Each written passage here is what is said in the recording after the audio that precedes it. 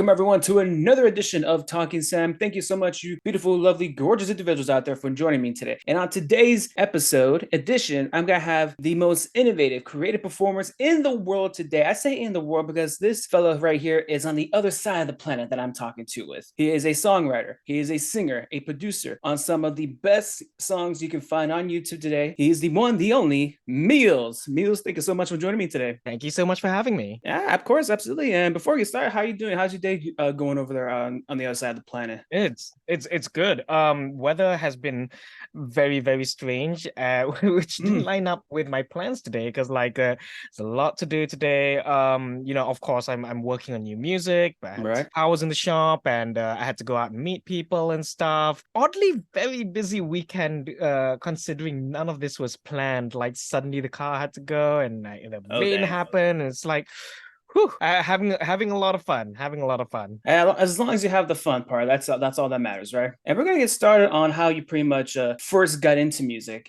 Who introduced you into your love into music? Was it a certain song or a certain band that just left an imprint on you at an early age, or did you find out later on in life? Essentially, the best way to say this is that I come from a very musical family, and like I don't even just mean that in terms of talent, even though we do have some very good singers and some very good musicians in the family, Mm. but almost everybody in my family feels extremely strongly about music one way or another. So um my granddad was super into like Sinatra and Nat King Oh, Cole, and okay. so I was listening to a lot of that growing up. And then there was obviously like a bit of residue of disco because like my parents were studying in the States at the time, and that was big over there. And of course, I have to talk about my dad.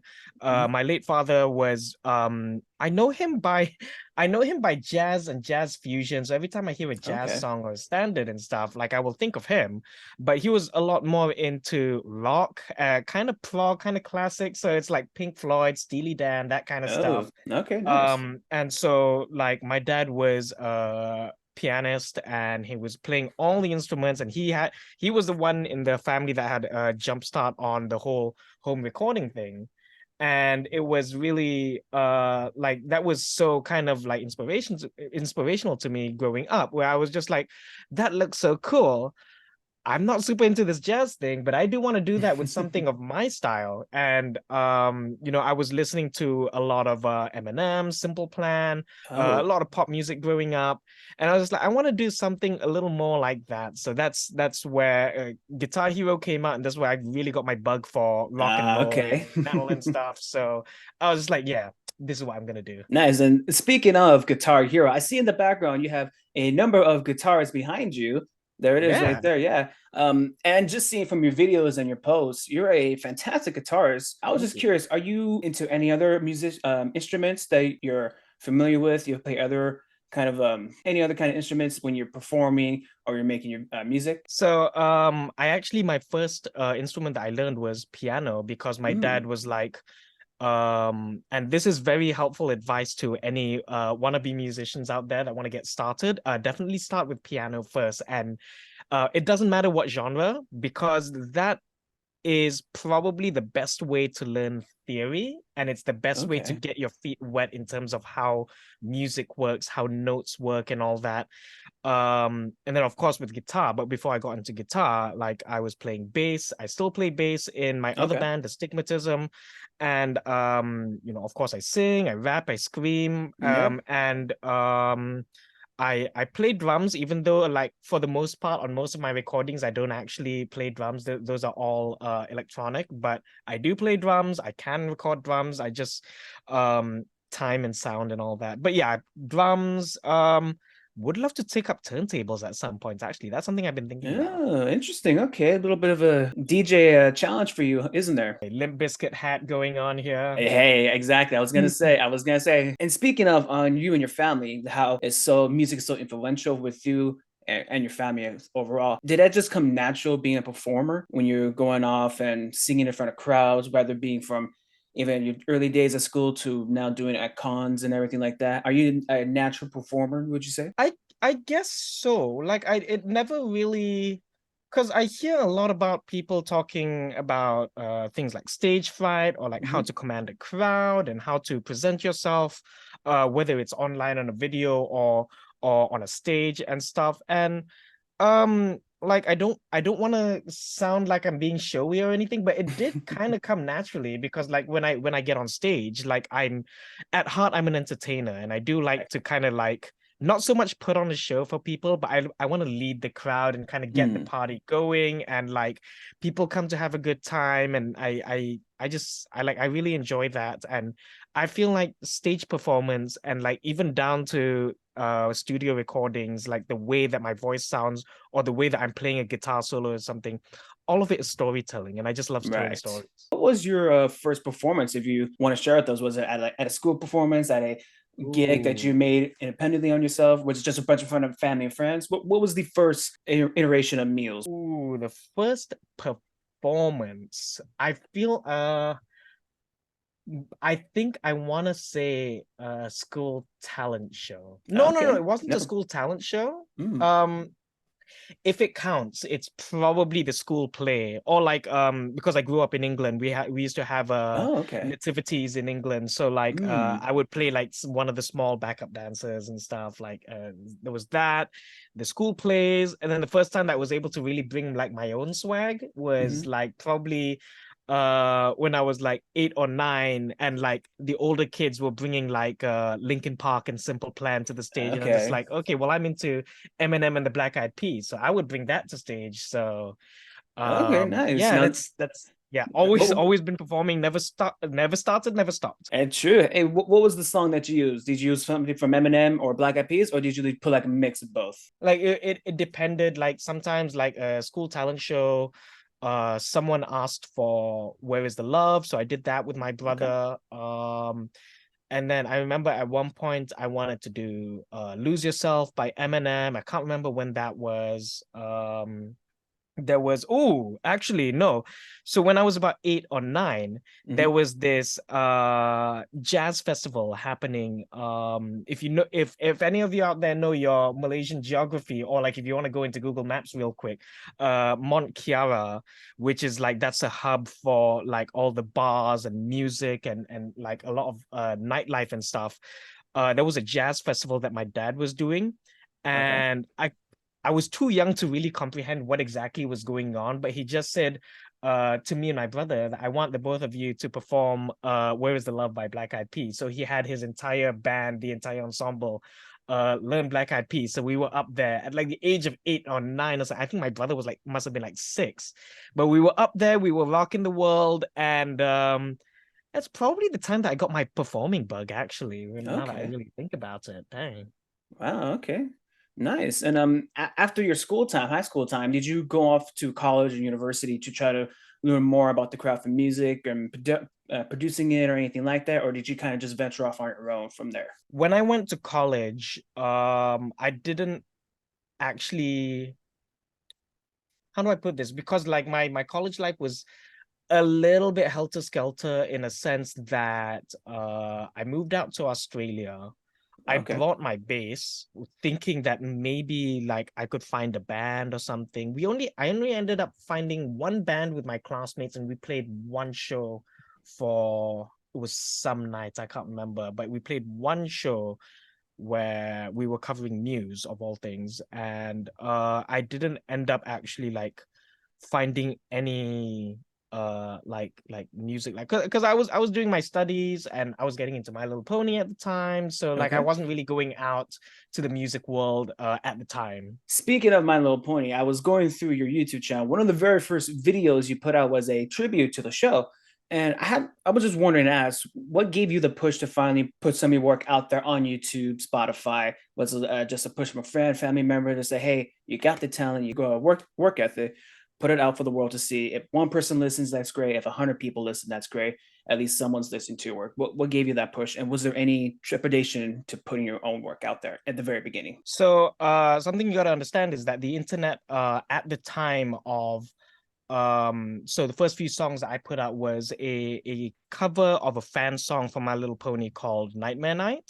Mm, And I did an original song called Song for Twilight and a bunch of others. My most famous one from that time was Twilight Sparkle, You My Reason to Live, which I recently remade. At the time, content creation was a very different beast from what it is today, right. especially because, like, slower internet, slower output from a lot of people. It didn't really cross my mind until I got into My Little Pony, and the remix scene was so big. um Here's a little bit of a deep dive for Meelz law for you, is that when I got into My Little Pony, I was like talking to like a whole bunch of people. I was being introduced to a whole bunch of people. Okay. One of them just so happened to be uh someone who would go on to make a couple of fan-made Five Nights at Freddy's song that Oh, you or your cousin or someone probably have heard a couple of times.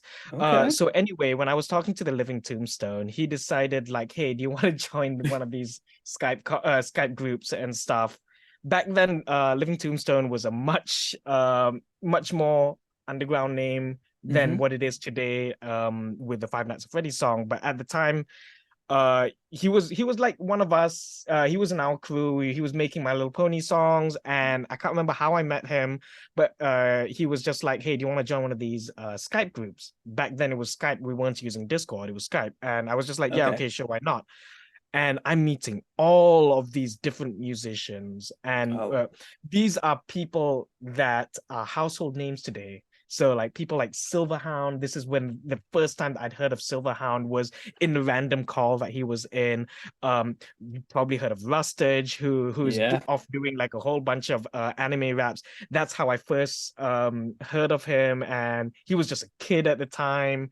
Um, and so a lot of them were talking about bouncing ideas back and forth about music, and like everything from writing to producing it, and they were putting their stuff out on YouTube. And I'm just like, I do this stuff too. I just don't do the electronic kind of beat boop wub wub kind of stuff.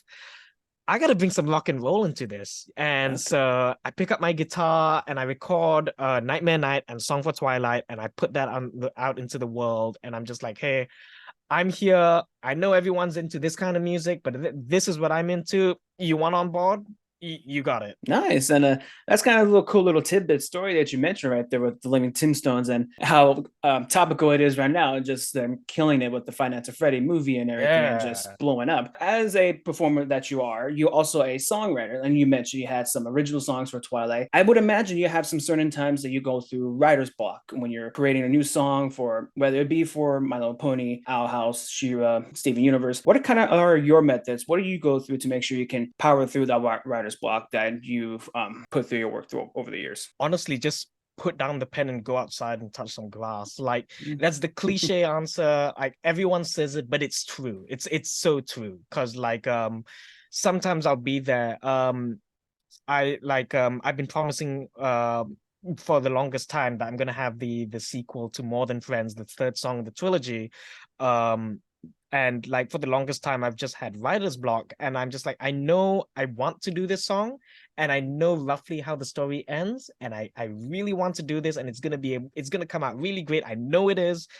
I just like it's not coming to me right now. And like I just had to stop what I was doing, and like I got Baldur's Gate 3, and I was on that for a while. And Baldur's Gate 3 is amazing, by the way. All of I've y'all heard, gotta play. I heard that it's killing. It's a killer right now. I heard. Yeah, but like Baldur's Gate 3, going out to catch some movies, skating, like just trying to keep my mind off of the Owl House and music and stuff, until there was one day that I went to a convention that just so happened to be like right across from my house.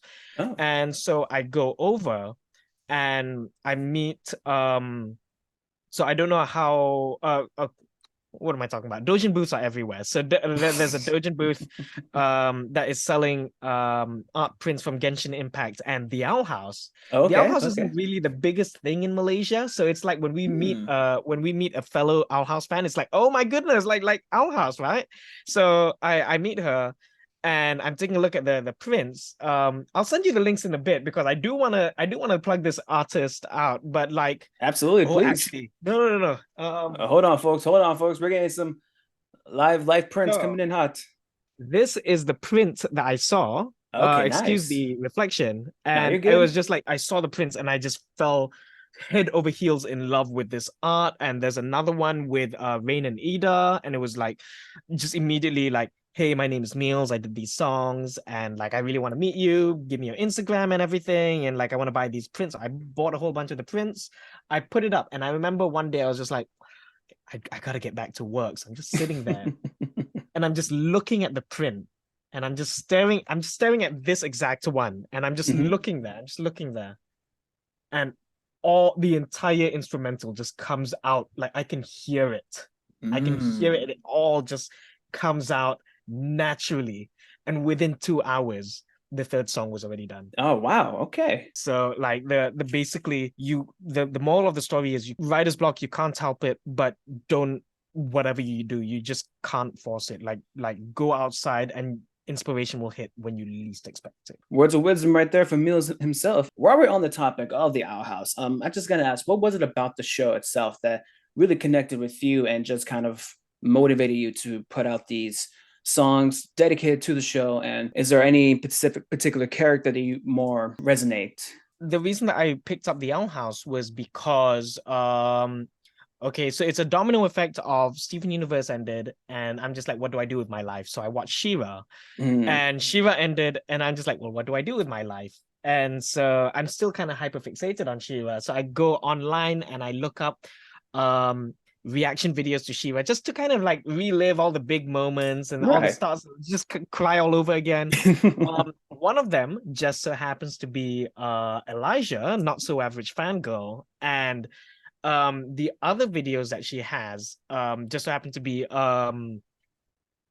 it was the episode after Grom, because she famously like only got into the show after Grom, so she was Yeah. reacting to this. Oh wow, sports, that one. And so I was just like, this kind of looks really neat. And then I see the Mhm. pictures of Grom online, and I'm just like, this looks really cute and pretty. I want to get in on, and I want to get in on this. And of course, we're in the pandemic, so it's like, okay, I'm jobless and there's nothing better to do. I sit down and watch the whole thing in like one day. Oh wow. And it is fun, it is adventurous, it is there are stories in there that I wish I had, that I got to see when I was a kid. Lose really hits me like on a personal level because I'd lost my dad uh, probably about 10 years ago, and like Luz has her whole thing with losing her dad, neurodivergent, bisexual, everything. Like Luz almost feels like, when I watch the L House, it almost feels like I'm watching a version of myself from like 10, 20 mm, years ago. okay. And it's kind of like mind-blowing and inspirational in a sense. It's almost like seeing a version of myself as a kid growing up today in 2023. And it's like, kids are all right. The kids are all right. Yeah, nice. That's a really good story you shared with us right there. I really like when I talk to anyone who enjoys the Owl House and just gets a personal feel for it and just really discovering themselves through it as well. As you mentioned, shout out to the now not so average fangirl Elijah. You were hitched to her by her reaction to Shira, and again, you just recently put out a new song dedicated to Shira. It was supposed to release about a week ago. Was there anything instrumental you had to fix up on the new song that you wanted to make sure it was all good and ready for the whole world to listen to? The song was ready. It was actually updated and it was queued up, but like because of world events, that like I'm not gonna make the talk right now super heavy, but like because of world events, it didn't really feel right to kind of Mm, like party and celebrate when I'm pretty sure there's someone out there who is looking forward to either the new Meal song, or they're looking forward to new Shira content or something, but they can't because it just wasn't the right time. So I just right. decided to pull it and said,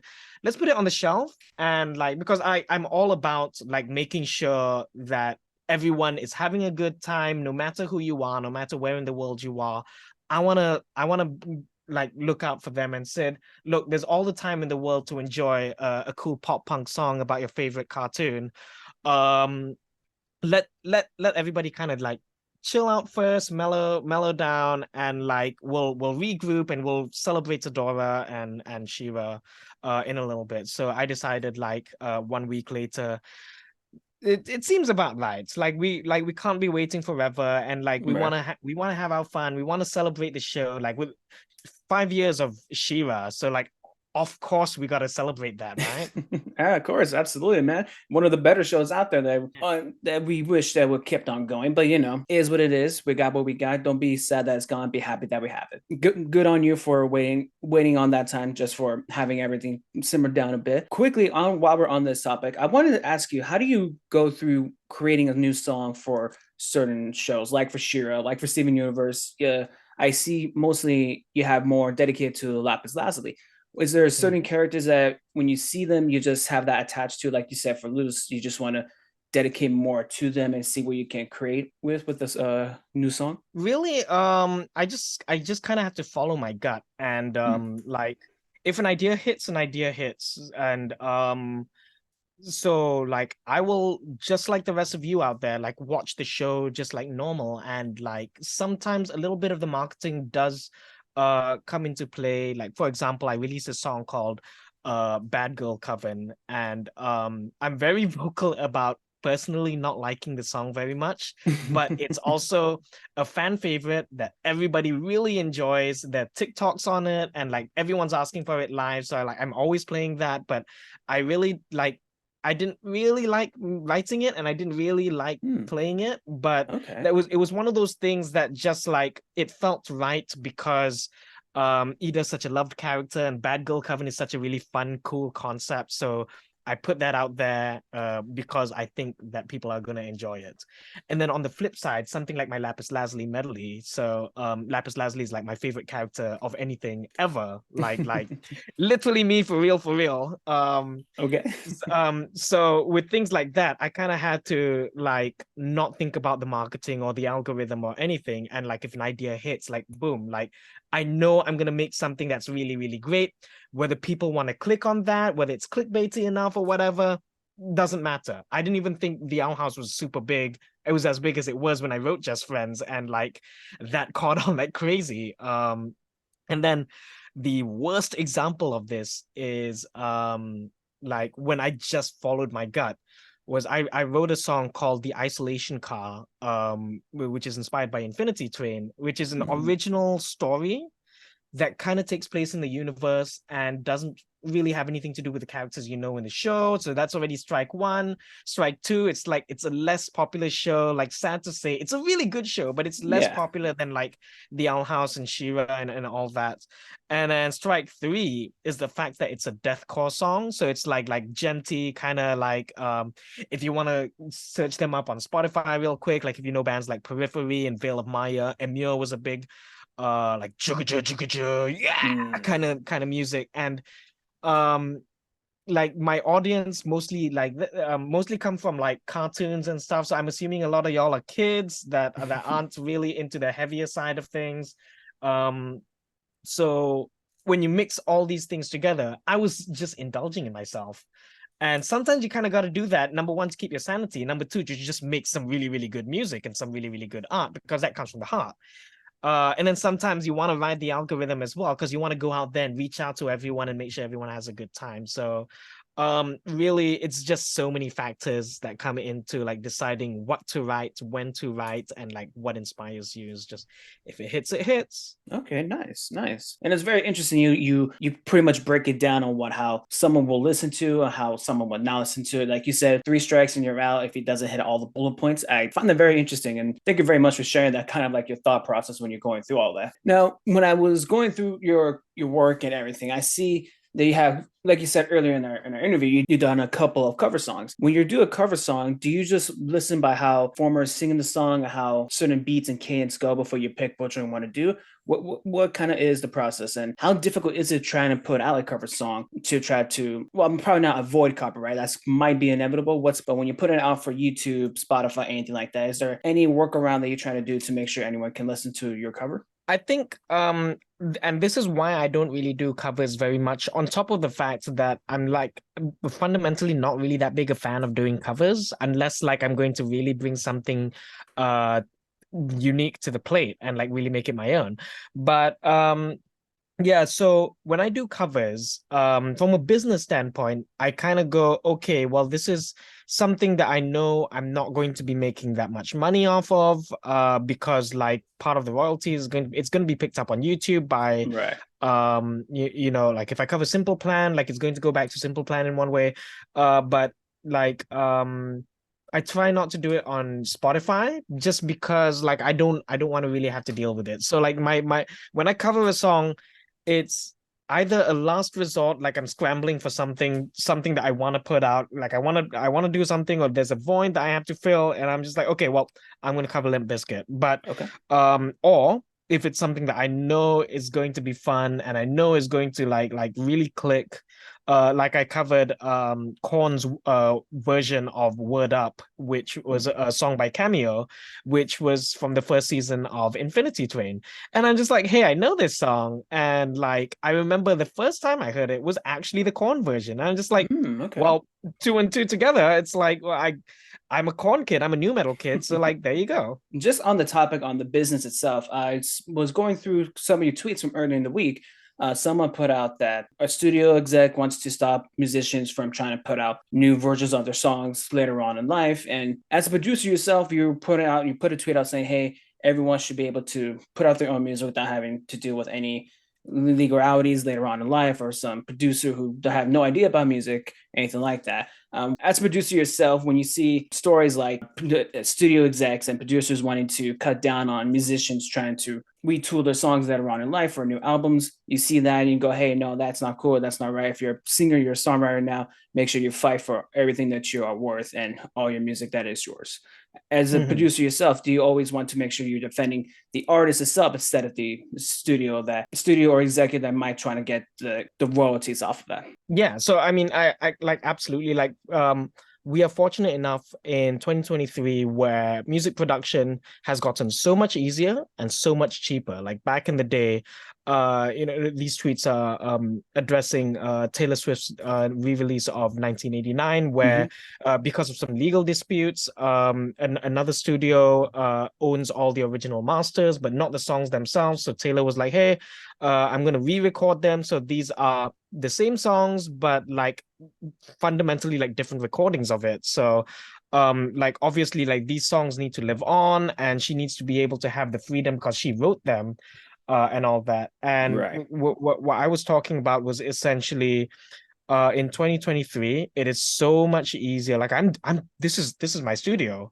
Like I don't have to go. I can record things in my pajamas and like on my computer, and it's so much easier. And then on top of that, like the cherry on top is the fact that like I own everything that I do. Mm. Like with exceptions, of course. Like if I'm writing a song about the Owl House, like I don't own Lose, I don't own Amity, but like these are songs that these are ideas that I have, and I get to present them the way that I want. And like I don't want to be able to I don't want to have to deal with, because I don't have money or because I don't have the resources, like I have to like sign my likeness or my soul or whatever to another studio that, to go, hey, if you let me come up with these and these stories and like tell them to the world, could you finance it? And like when you do that, you're kind of selling off a little bit of yourself and going, okay, well Mm. we'll do this, we'll give you the money, and we'll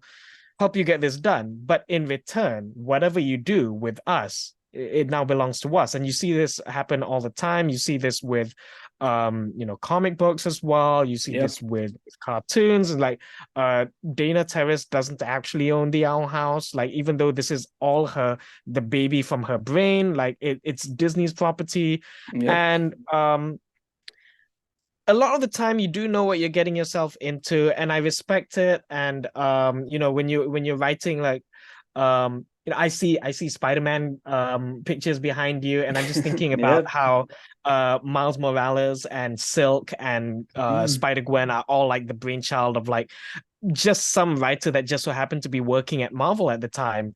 But because they were under contract, like these characters like Cindy Moon and Gwen Stacy and all that, they all belong to Marvel, and it's like, okay, fair dues, that's part of the agreement. But fundamentally speaking, when it's a song, it's when it's a completely original thing. I don't know, it doesn't sit right with today's technology and today's advancements in business and everything, that you like rely on like having your IP owned by someone else. Like it doesn't make sense. It didn't like so with the Taylor Swift argument, I am all for like Taylor having much more autonomy for her own writing, and I'm very happy that Taylor's version came out. Heard it the other day, was so in love with it. Great album, always was, always will be. It's hard to find a bad song with Taylor Swift. Let's be real. Exactly. And just going back on the kind of the Owl House topic, with the much popular Star-Crossed song series that you have, were you just surprised and floored by how much love and appreciation that you got in it from the fan base itself? Because it's not only is doing killing on YouTube, I'm seeing just people loving it, showing you support and love about not only for the first song, but for the second song as well. Were you just did that kind of just hit you out of nowhere? Just a flood of how much they love it and appreciate it? It was ridiculous. It's just like any other song that comes out, I just kind of throw shit at the wall, and I'm just like, if it sticks, it sticks. And this just so happened to really stick, because I was just like, I was hoping for the best, and I'm just like, okay, well, Koa and Melody Snowflake are killer singers, Mm-hmm. and I know they're gonna bring it. And like, I'm very confident in this idea because like obviously, Just Friends was based off of Little Miss Perfect and Ordinary, which are two songs that are very well loved in the fandom. And um, like the mathematical side of me was just kind of calculating, okay, the Owl House plus these two singers plus Little Miss Perfect and Ordinary. Okay, this has gotta pick up somehow. But I was not prepared for how well it was going to be, how well it was going to do. And people are still like singing it, and I'm just like going through TikTok, and I'm not prepared. I was not prepared to see like kids covering it, and I see that Tammy Rosales doing a Spanish translation Mm-hmm. cover, and like the fan art and the animatics and stuff. I was like, you're never prepared for it, man. I'm telling you, like, it's crazy. I would imagine so, man. I would imagine so. And on that topic, the song Just Friends is a kind of a love letter to Little Miss Perfect and Ordinary. In the song, you do use some of the lines from those songs in it. Did you have to reach out to the songwriters or anyone like that to use that permission to put the songs in your song, or was there like any other way you have to work around? So at the time, like I didn't really know any better, so I was still fairly green. Okay. I just kind of did it, Oh, okay. and I kind of had to be calculative with it as well, where at the time, like, Little Miss Perfect did not get picked up as a musical just yet, and I don't think any of us even knew that that Jiraiya Kwame was trying to get it pitched as a musical. Like, all I knew Mm. was that it was on a compilation album, and that was it. And like, this is just some silly internet fandom project that I wanted to do. I was not expecting it to blow up or anything. So I just kind of did it. And miraculously, Jiraiya Kwame was like really cool about it. He left a comment on the video, and Oh, okay. thankfully, but going forward, with the second song, More Than Friends, I omitted all references because, number one, like, the moment has passed. Like, we are done with the song, and we Mhm. kind of want something new. And then, as well as, like, I do want, like, to write something that will stand on its own two legs, because like relying on Little Miss Perfect and Ordinary, it was fun. It was a fun callback, but I do want to like be known for my own writing, and to be like to write something, lines that will stick in someone's head. And I think More Than Friends like really accomplished that as well. And then also, like, the elephant in the room is the fact that it did get picked up, and Jirai Kwame is going places, and he's getting like picked up all over the. I don't want to get into any more further trouble. I was very, very grateful, Jirai, if you're hearing this. I'm very grateful that you've not taken legal action on Just Friends, and you were cool with it. But like, no more for me. Like, that's that. It was a chance that I took that, like, thankfully paid off. I'm not gonna do it again. Thank God it did. And again, congrats on all the work you did on those songs. They were fantastic. More Than Friends really does stand on its own 2 feet. Just on those songs, you've been working with Koa, Melody Snowflake, Elijah, the Not So Irish Fangirl. When you're working with all these amazing talents who are on the other side of the planet or other parts in the world, how does that logistically work out when you're trying to make sure everything all it lines up right when you're working with other collaborators? It's definitely a challenge, but like in this day and age, it's a skill that like I feel like a lot of us like, even if we don't need to, it's extremely helpful to learn. And what's funny is that like I'm not gonna spoil anything, but like I am working on future things with Elijah. Okay, And okay. so her setup like changed a little bit, and so I had to talk her through recording on Windows Oh. for the first time apparently. And it was so funny because like she's on a 12-hour difference, and Mm-hmm. so I would wake up and then on the way to work I'd be checking Discord and I'm like, oh, like she okay, I plugged in my microphone. Now what? And then I have to message and go, okay, can you check the sample rate or this and that? And like I was trying to help walk her through it, but it was like 12 hours between responses from either of us. And it Oh was like wow.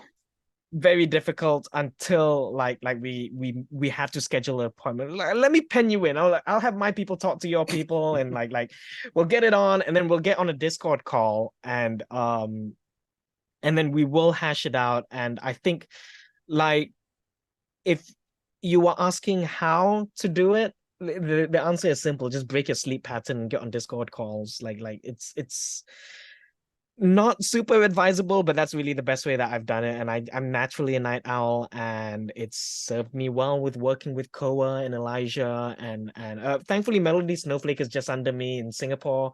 Oh, okay. Hey. Um and Prince whatever and like all these people like just break a sleep pattern or be very, very patient. I would imagine so. Patience is a virtue, as they all say. Mhm. Throughout all the success you've had with your music on YouTube, Spotify, I would imagine you've had some struggles as well. What, as a performer, as a producer, songwriter, what are some of those struggles that you yourself have overcome, and you look back on it, it's like, okay, I'm glad I fought through that. And I'm glad I am where I am now. I think the biggest one would probably be when I was having the whole identity crisis in between my releases in 2013 and 2012, when I was that was the Mm. tail end of my whole brony phase. Hmm. And I just like did nothing because I remember season 3 and season 4 just didn't hit for me with My Little Pony, and I'm just like, yeah, I'm out. And then with music, I was kind of falling out of love with the whole nerdcore scene, and I was just like, I'm very happy for Tombstone and Rustage, and they were like making it out on their own. Um, I did actually head over to the UK and hung out with Rustage for a really, really short while. And he was just like, hey, we need to get back into this. We need to do stuff. We actually have a demo somewhere in my Mm. hard drive, like Okay. the secret Meelz and Rustage collab. But they were off doing the pony stuff and the Five Nights at Freddy stuff and all that, and they were happy with it. I was just like, I want to write songs like from an original genuine place, because I love cartoons and I love video games, but like I've got a life, I've got my family, I've got my job, I've got like a whole bunch of these things. I Hmm. I go out on dates and I hang out with friends, and I want to write about that, and nothing happened. Like I ended up not writing at all. I just Okay. could not figure out until Steven Universe ended, because Steven Universe was such a big part of helping navigate my 20s.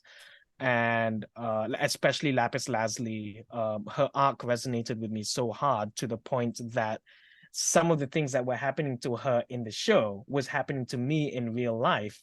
I Oh, don't want to dang. get into specifics, but it was just like looking into a mirror, no pun intended. I was Like gonna it say was, now. I was gonna say now. yeah. And she meant so much to me that when the show ended, like I just did not know what to do with my life, because like the that final episode hit, and the realization that I will never see Lapis Lazuli again, like in new context, it just hit like crazy. So I was just like, I had to put my ego aside and like nerdcore, not nerdcore, like I don't care at this point. Lapis means too much to me, so I do a whole 9 minute long medley of every song that Lapis Lazuli has ever done, sprinkled in with a bit of original stuff as well. And Hmm. you have the medley. It's up there on YouTube, and that was my first foray into this current land of YouTube. And because of that domino effect, that I got back into the groove of it, and I was just like, let's cut the bullshit and let's just get into it and do something about what I'm really passionate about, which is Lapis Lazuli. Because of that, I caught the bug again, and then I covered Warriors from She-Ra, and then I did Hmm. Welcome to the Sisterhood, and I did all these songs, and then of course Just Friends happens a few months later.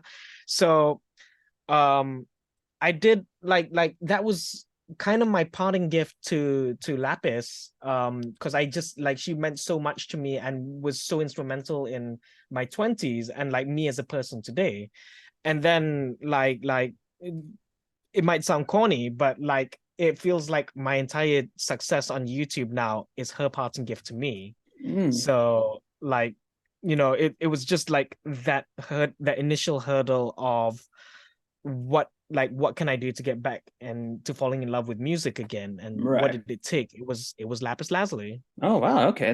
That's really interesting to hear, my friend. That's nice. Last question I'll ask on the Star-Crossed trilogy series. I'll say this will be the last question I'll ask. Do you have a set in stone release date for part three by any chance? Are you still having like a workshop on when that might be released? And do you have anyone in mind to collab with on that part three?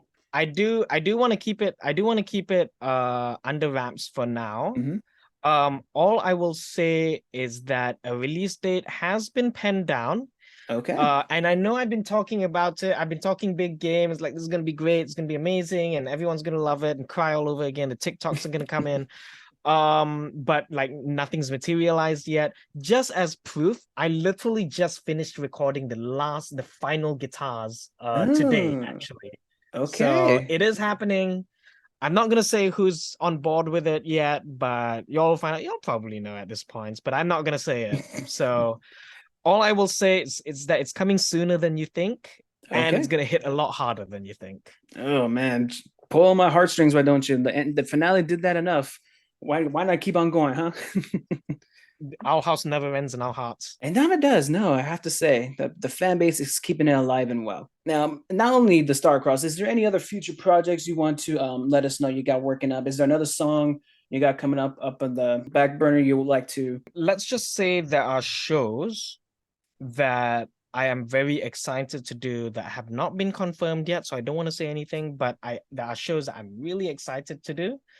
And I'm working on an EP called Pure of Heart, which is divorced from all cartoons and video games and Mm, stuff. It's more about my personal life and like external things. I want it to be a straight up pop punk record. It's okay. gonna be just for about 4 or 5 songs of just like whining about like your parents and whining about like the girl you like and stuff like that, classic Blink 182 stuff. And then Okay, nice. um Star-Crossed trilogy that's gonna happen. And let's just say I am working on big things with big content creators that you've seen me work with. Mm, okay. I love the little mystery. I love the little foreshadowing you did right there. That's Yeah. very keen on you, my friend. Nice, nice. And last question, we'll wrap it up here. What's kind of been your looking back on your whole musical career so far? What's the one certain project, one certain song that really sticks true to you, sticks to your heart the most when you're looking back on all your career work up until this point? And is there a goal that you want to reach in the future that you have not reached yet? I'm just squeezing two questions in there, and It's a I'll two for answer one them both. special. Okay, I'll answer them both because both are very good questions. The first one really depends from what aspect, because I've got two answers for that. Lapis Lazuli for the reasons that I said. Like it's not my most popular thing. At this point I think it's sitting at like 4,000 views or something. It's not even on Spotify because legal mumbo jumbo, but Mm, that's the one that like really got the ball rolling for YouTube again. And of course, like I owe so much to Lapis Lazuli and Rebecca Sugar. Very, very important piece.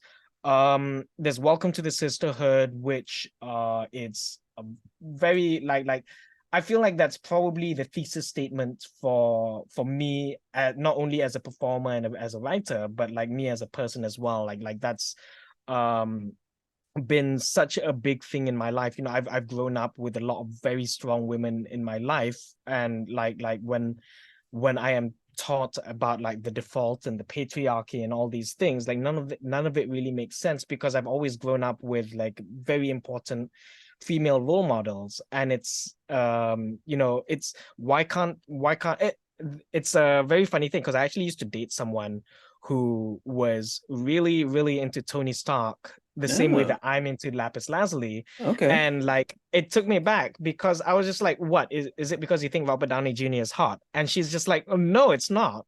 He is hot, but that's not the reason I'm really into him. And I'm just like, fair point. And she was going on about like how how his character resonates with you so hard, like even though he's a guy and she's a girl. And I was just like, well, that makes so much sense. Why would I have to be a girl to find inspiration from Lapis Lazuli and want to aspire to be someone like that? Like, why does that have Yeah. to be a whole thing? And Welcome to the Sisterhood was me trying to navigate those feelings. So I guess it's those two, Lapis Lazuli and Welcome to the Sisterhood. And then of course, Just Friends, y'all know the story. And Yeah. then the second question, what so of all people was Frankie Palmieri from the deathcore band Emure. Really Okay. long story, but essentially when Emure was supposed to play here, I found myself driving him. Of all Mm. things, it's such a stupid Mm. story, because I invited him out for Street Fighter, and he was, by chance, was just like, yeah, okay, let's play some Street Fighter. And then like I drove him to the place and I drove him back to the hotel, and then he had to go back on tour. But essentially he gave me the piece of advice that everybody has their 15 minutes of fame, and it's up to you how you want to utilize it and how you want to view that. And that just stuck in my head since that time. Emir didn't actually end up playing in Malaysia, by the way. They ended up getting banned before What? very obvious reasons. Yeah, Dang. they have like super satanic themes and all that. And I'm just like, you know what? Fair. It is a bit very Eh, heavy. yeah. But Okay. Okay. Yeah. I was really thinking about the whole 15 minutes of fame thing, and I was just like, okay, well, what does 15 minutes of fame mean? Because at this point in time, my biggest song was Twilight Sparkle, You're My Reason to Live, which was only at 13,000 views. And I just like, okay, is that it? Is that peak? Mm. And so I come up with Just Friends. And today it's sitting at like what, 260,000. And then on Spotify, I actually have my Spotify up right now. On Spotify, it is 127,000 streams. And I'm just like, is this my 15 minutes of fame? Is that it? Is it all downhill from here? So my goal is for that not to be my 15 minutes of fame. My Mm. goal is I want to be like Blink 182. They just came up with a new album. To until I'm 50, until I'm 60, 70, however old I live to be, to keep chasing that 15 minutes of fame. I could write my Abbey Road, and that might not Yeah. be my 15 minutes of fame. And I'm just gonna keep going, and it's gonna get bigger and bigger and bigger. So yes, your 15 minutes of fame happens, but when that is entirely up to you. Nice. I appreciate that answer. That is some physiological stuff. I probably said that word wrong. I apologize, but that's some, Philosophical? yes, what Meelz said, that word right there. That a great way to look at it. Thank you so much for joining me today. I appreciate it. Thank you for your time, for all the answers, for your background, and all your work that you do with it as well. What are some of the ways people can find you online if they want to follow you? Meelzmusic.com is the hub for all of my stuff, and my portfolio and everything. YouTube.com/Meelz, or like just search Meelz up on YouTube, Spotify, Apple Music. Yeah. Twitter at Meelz93. But realistically, meelzmusic.com, everything's there. Nice. And you guys can follow me at SamMacias55, SamMacias5 on Instagram, SamMac55 on Twitter, and on YouTube at Sam Macias. Thank you, you beautiful, lovely, gorgeous individuals for joining me today, for joining me for this awesome talk. I appreciate it. I hope we can do this again sometime soon. It was a fun talk we had. Absolutely, man. Great talking to you, and thank you so much for having me. Absolutely. And of course, until next time, bye. Bye.